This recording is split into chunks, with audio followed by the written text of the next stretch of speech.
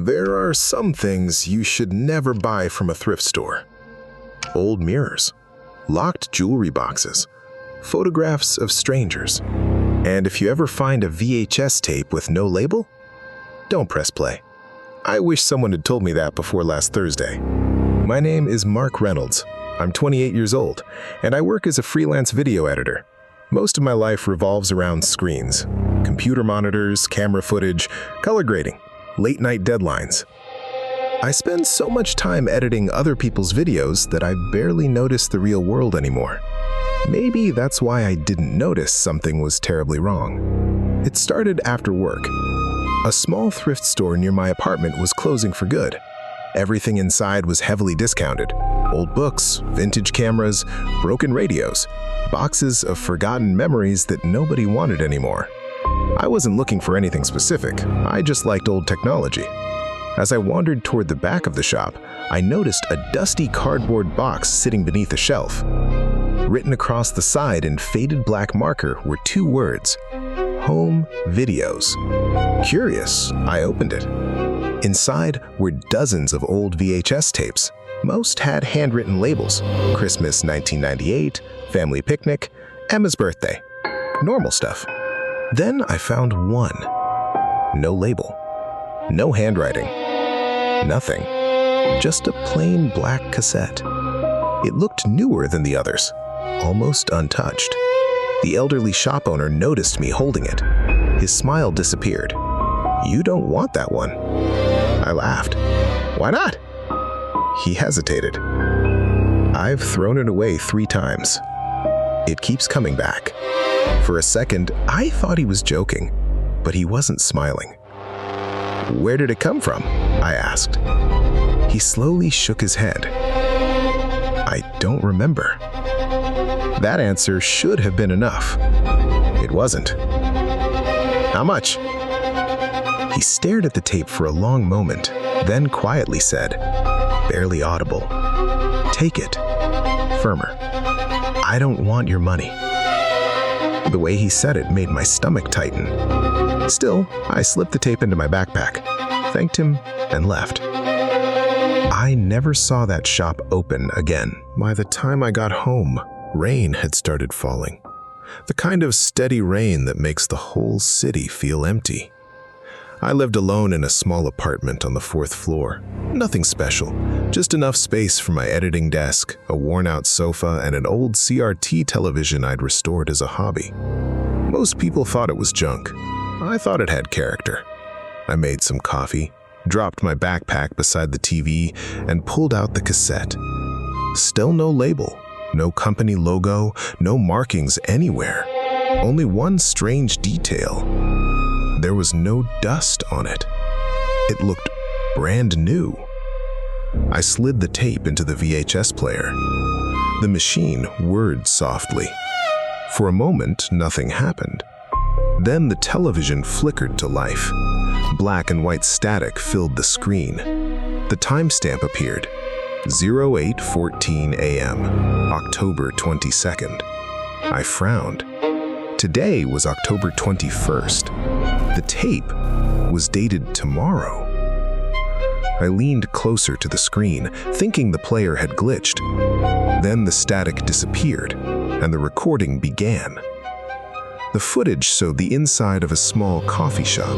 Nothing unusual. People stood in line, ordering breakfast. A barista laughed with a customer.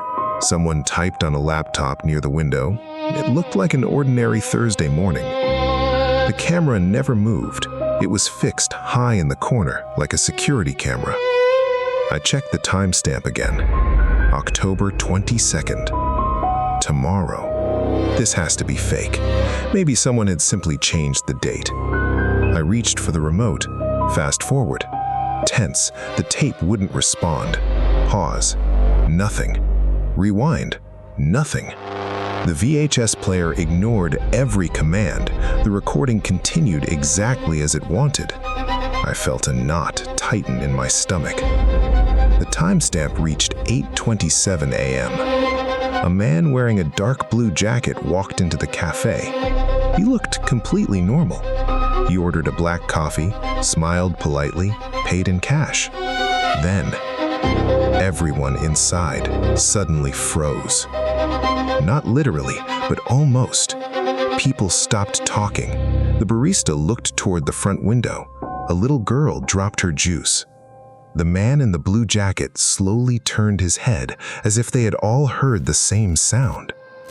The CCTV had no audio, only silence. Then, every person in the cafe looked toward the entrance. The door opened. Someone walked inside. The camera couldn't see their face, only black boots, a long dark coat, and gloved hands. My heart began to race. The stranger stood perfectly still. No one moved, no one spoke. Then the screen exploded into static. For nearly 5 seconds, nothing. When the picture returned, the cafe was empty. Chairs lay overturned, coffee cups covered the floor. One window had shattered. There wasn't a single person left. The timestamp kept running, 8:31 a.m. Then the recording ended. The television went black. I sat frozen. What was that? I laughed to myself. It had to be some kind of student film, an art project, nothing more. I searched online for the cafe. It took only a few seconds. My smile disappeared. It was real. Exactly the same furniture, exactly the same layout, exactly the same wall clock. The CCTV footage matched perfectly. I zoomed in on the business information, opening hours, address, reviews. Then I noticed something else. The cafe was less than 15 minutes from my apartment. I looked back at the blank television screen. The room suddenly felt much colder. I checked the time on my phone. 11:48 p.m. Tomorrow morning, that cafe would open, exactly as it had on the tape. No, I whispered. I'm not doing this. I turned off the TV, ejected the VHS, placed it back inside the cardboard sleeve, then shoved it into the bottom drawer of my desk. Out of sight, out of mind. I went to bed convinced I'd laugh about it in the morning. Barely slept. The next day, I woke to the sound of my phone vibrating. A news alert. My eyes were still half closed as I unlocked the screen. The headline stole the breath from my lungs. Breaking news, multiple fatalities reported at local coffee shop. The article included a photo. My hands began to shake. It was the same cafe, the same one from the tape, the same broken window, the same overturned chairs, the same time, 8:31 a.m. Exactly as I had already seen. I couldn't stop staring at the news report. Every detail matched. The broken window, the overturned chairs, even the clock on the wall had stopped at exactly 8:31 a.m. The tape hadn't predicted the future. It had recorded it. I pulled the unlabeled VHS from my desk drawer. My hands trembled as I inserted it into the player again. The television came to life instantly. No static, no delay. Just a black screen.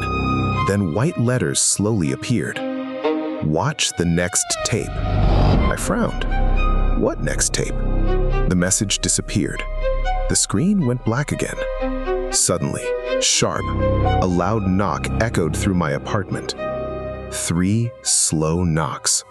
Knock, knock, knock. I checked the time. 10:17 p.m. Nobody ever visited me that late. I looked through the peephole. The hallway was empty. Carefully, I unlocked the door. No one was there. Just an old cardboard package resting on the welcome mat. No shipping label, no return address, only my name, written in black marker. Mark Reynolds. A cold chill ran through me. I hadn't ordered anything. I carried the package inside. It was surprisingly light. Inside, there was another VHS tape, just like the first. Plain black, no label. except this one had something written in faded white ink. October 23rd. Tomorrow. No, I whispered. My heart pounded as I slid the tape into the player. The screen flickered. The timestamp appeared. 9:42 p.m. October 23rd. Tomorrow night. The recording began. At first, I didn't understand what I was looking at. A small apartment, dim lighting, computer monitors glowing in the darkness, a coffee mug sitting beside a keyboard. Then I noticed the editing desk, the posters on the wall, the old CRT television. My apartment.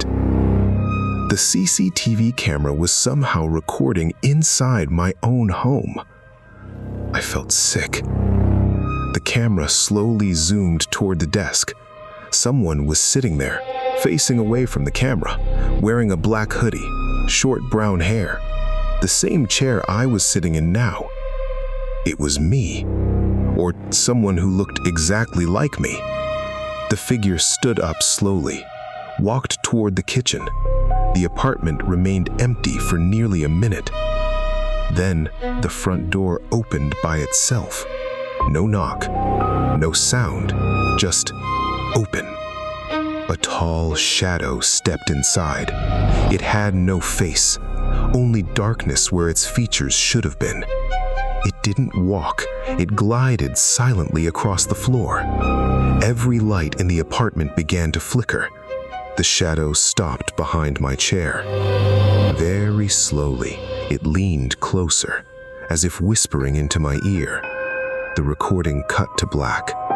Then one final sentence appeared. "You still have time." The tape ended. I sat, frozen, unable to move, unable to think. Then, from somewhere behind me, I heard the unmistakable sound of my apartment door slowly opening. My blood ran cold. The apartment door was slowly opening. I hadn't moved. I hadn't touched the handle. The hallway beyond was completely dark. For several seconds, nothing happened. Then, one slow footstep echoed inside my apartment. Tap. Another. Tap. Someone was walking toward me. I grabbed the nearest thing I could find, a heavy metal flashlight. My hands shook so badly I nearly dropped it. The footsteps stopped. Silence. The kind of silence that presses against your ears. I forced myself to look toward the hallway. It was empty. I searched every room, the kitchen, the bathroom, the bedroom, the closet. Nothing. No one. The front door was still standing wide open. Cold air drifted inside. I slammed it shut and locked every bolt. Then I turned around. The VHS player had switched on by itself. The television glowed with black and white static. Slowly, a picture appeared. It wasn't tomorrow anymore. There was no date, no timestamp, just a live camera feed of my living room. I stared at the screen. Everything looked normal. The sofa, the desk, the television. Me. I was watching myself. The camera angle wasn't possible. It was high in the corner of the room. There had never been a camera there. I slowly looked up. Nothing. The corner was empty. When I looked back at the television, the version of me on the screen wasn't copying my movements anymore. He remained perfectly still, smiling. I wasn't smiling. My heart pounded. The figure on the television slowly raised one hand and pointed behind me. Every instinct told me not to turn around. I did anyway. Nothing. The room was empty.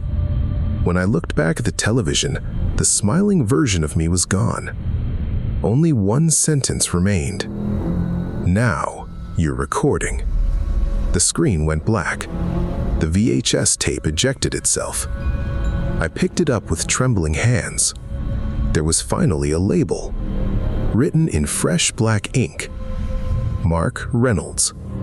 Below it, a date, October 24th, tomorrow. I hadn't written it. No one had entered my apartment. Yet somehow the tape already existed. I threw it into the rubbish bin. The next morning, it was back inside the VHS player, exactly where I'd found it. I didn't touch it. I moved out that same week, left the apartment, sold the television, destroyed the VHS player, started over in another city. For months, nothing happened. I almost convinced myself it had all been stress. Until a rainy evening I came home from work. There was a small cardboard package waiting outside my new apartment. No postage, no return address, only my name. Inside was another plain black VHS tape. No label, just one handwritten sentence. Episode 4 is ready. I haven't played it. Not yet. Because if the first 3 tapes taught me anything, it's this. Some recordings aren't meant to show you the past. They're waiting to become your future. If you enjoyed tonight's story, subscribe to StoryCrypt for more original psychological horror stories every week.